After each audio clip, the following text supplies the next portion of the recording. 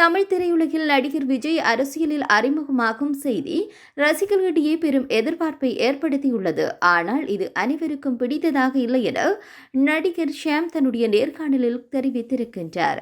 ஏற்கனவே விஜய் அரசியல் பிரவேசம் செய்வதை முன்னிட்டு ரசிகர்களும் பொதுமக்களும் வெவ்வேறு கருத்துக்களை பகிர்ந்து கொண்டு வருகின்றனர்.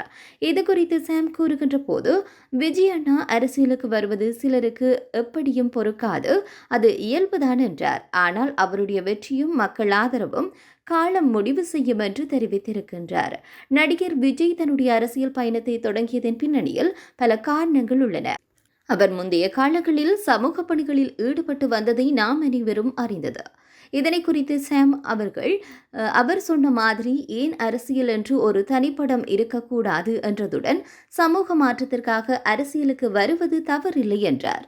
விஜய் அரசியலில் இறங்குவதை உறுதியாக அறிவித்த பின் அவருடைய ரசிகர்கள் மற்றும் அரசியல் விமர்சகர்கள் இதில் விஜய் எந்தளவிற்கு ஆழமாக இருக்கின்றார் என ஆராய்ந்து வருகின்றனர். ஷியாம் இது குறித்து கூறுகின்ற போது, விஜய் ஒரு திட்டம் வைத்திருப்பார் என்று கூறினார்.